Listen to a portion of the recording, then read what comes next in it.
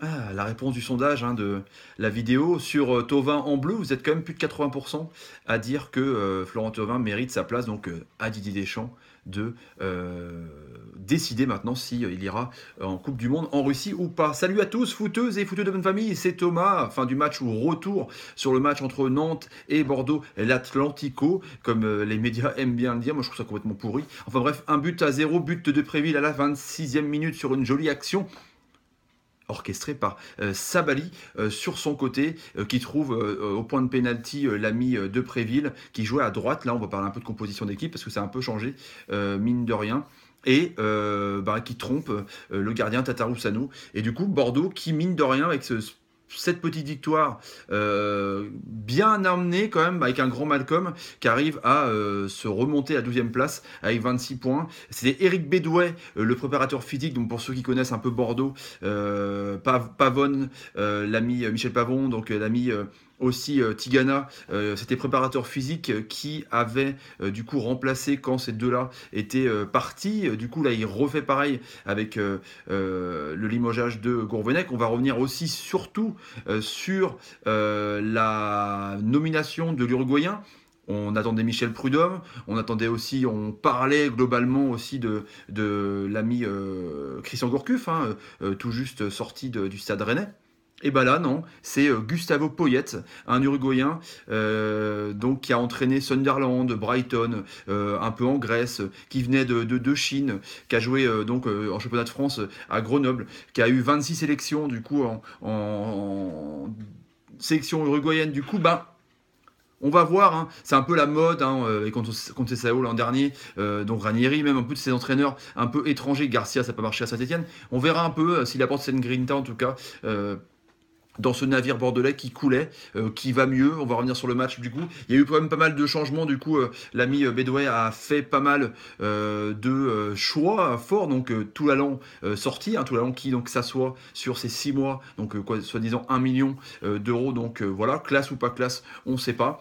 D'ailleurs, le sondage en fin de vidéo, je vous le propose tout de suite, c'est est-ce que Bordeaux va se maintenir tout simplement. Voilà, vous répondez, on verra, je dirais, les réponses dans l'autre vidéo. Donc le milieu de terrain Méité, tout juste prêté par Monaco, les Ragueurs, et devant Malcolm qui était très bon. Donc une sorte de 4 2-1-3, Malcolm vraiment en meneur offensif, un peu libre, lui qui est courtisé en Angleterre.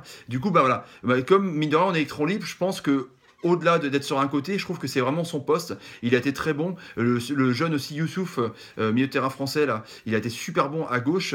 Et Depréville, à droite, du coup, il peut rentrer, mine de rien, dans l'axe. Et c'est assez intéressant, du coup, il a prouvé que peut-être que il n'était pas l'attaquant de pointe, du moins quand on est un attaquant de pointe numéro 9, quand on n'est pas en confiance, on préfère jouer sur un côté pour prendre de la confiance et après avoir les épaules pour revenir dans l'axe. Laborde qui a été mis au placard par Gourvenec, qui a marqué un but à 3, qui a été très bon aussi en déviation. Je trouve que c'est un bon joueur, qui était aussi demandé, enfin courtisé par Stade Rennais et par Nantes aussi, justement, cet été, qui est resté, qui revient, qui est intéressant dans le placement, qui est intelligent. On voit que c'est un bon joueur de ballon. Et la défense a changé. Il n'y a plus tout l'allant. Du coup, là, c'était Pablo, celui qui revenait de près, avec Koundé, le jeune, et Pounjé et Sabali sur les ailes. Et franchement, cette équipe-là était beaucoup plus offensive. C'est Youssouf vraiment qui m'a tapé dans l'œil, le jeune milieu de terrain français à gauche. En tout cas, il y avait un peu de changement du préparateur physique, Bédouet. Et du coup, on a prouvé que ça pouvait jouer pas mal à Bordeaux. Bon, pour une fois, Nantes, on va en reparler aussi, il avait la possession de balle, donc ils n'ont pas su en faire grand chose, parce que normalement, Nantes attend avec le train, comme aime bien dire Ranieri, pour rigoler, et sort justement avec tous ces joueurs. C'est Rongier était en numéro 10, pour vous dire, c'est un milieu de terrain défensif, on l'appelle petit. On le compare un peu à Verratti. Il était en numéro 10 derrière Salah. Sauf qu'il est vraiment resté au milieu de terrain, du coup Salah était tout seul. Alors, il était là, il était tranquille, il était avec son siège, il attendait les ballons, il n'a pas eu beaucoup. Et du coup, il y avait Thomasson, il y avait Kakani Klitsch, donc qui n'a pas été très bon, du coup, quand Lima est rentré, encore un latéral, on voit vraiment que il met des latéraux du milieu de terrain sur les postes offensifs. Ranieri, sur sa technique, on va pas non plus revenir là-dessus. Et quand il est rentré, il a mis plus d'impact, il a proposé plus de choses. En tout cas, ça a été plus intéressant vraiment que le joueur. Krine et Giroto au milieu de terrain, c'était pas mal. Et puis voilà, du classique, hein, Diego Carlos, pas loin. C'était du solide, mais Nantes, mine de rien, qui reste sur 2 défaites d'affilée contre Paris et contre Bordeaux à domicile.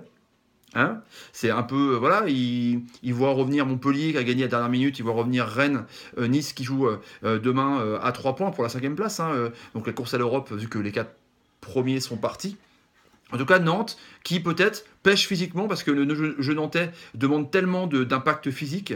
Du coup, bah, quand il n'y a pas ça réuni, quand ils sont un peu moins bien, et surtout quand il y a une équipe qui leur laisse le ballon, comme Bordeaux l'a très très bien fait, parce que Bordeaux s'est dit, on est en crise de résultats, on a un entraîneur qui est parti, on en attend un autre, et ben voilà, on va préférer attendre et jouer en contre, même si au milieu de terrain, avec Malcolm en ce rôle-là, là, en pointe haute du triangle, Leraguer et l'ami Meïté de Monaco, c'était pas mal. Du coup, bah, Nantes n'a pas su quoi faire du ballon.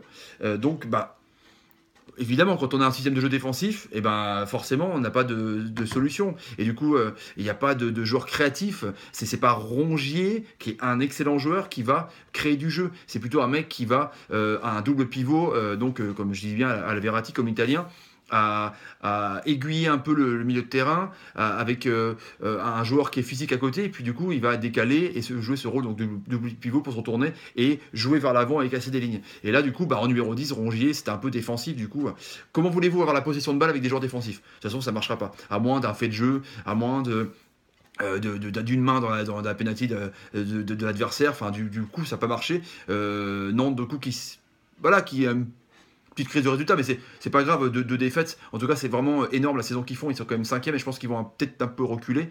Ou alors peut-être que Ranieri va, avec tout son talent, pourquoi pas changer ça et mettre un peu plus de touche offensive. En tout cas, Bordeaux, on en revient à cette question. Du coup, Gustavo Poyet, donc qu'est-ce qu'il va amener? Il arrive avec deux adjoints. Est-ce qu'il va amener un peu la grinta uruguayen?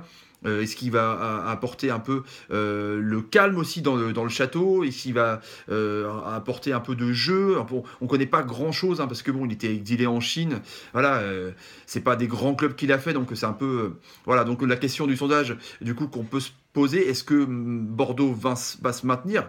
Moi, je pense que j'aimerais bien que oui, parce que là, dans les équipes en crise entre Lille, Saint-Étienne, Bordeaux, je pense que Bordeaux est mieux armé techniquement par rapport aux joueurs que Saint-Étienne, même s'ils ont recruté, on verra, et que Lille, c'est un peu le bordel, on ne sait pas trop quoi faire, c'est des joueurs sur catalogue, ça change d'entraîneur. Galtier a encore perdu ce soir contre 3.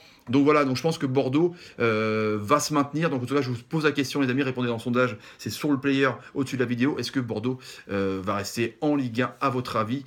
Voilà, il y aura 3 choix et je donnerai les résultats comme je l'ai fait pour Thauvin en bleu demain dans la vidéo. Voilà les amis, je vous dis à demain pour le grand choc Lyon-Paris Saint-Germain. Ça va être bien, oh là là, ça va être bien. On va voir ce que vont donner les Lyonnais face à l'ogre parisien. Allez les amis, si vous avez envie de vous abonner à la chaîne, c'est gratuit. Ma ganache à gauche là, et mettez un pouce comme je sais pas, comme quand Fekir par exemple pour annoncer le match de demain vous fait une bonne passe. Allez, ciao les amis, salut. Voilà, Ranieri, il va falloir qu'il mette un peu plus d'allant offensif comme à Nantes.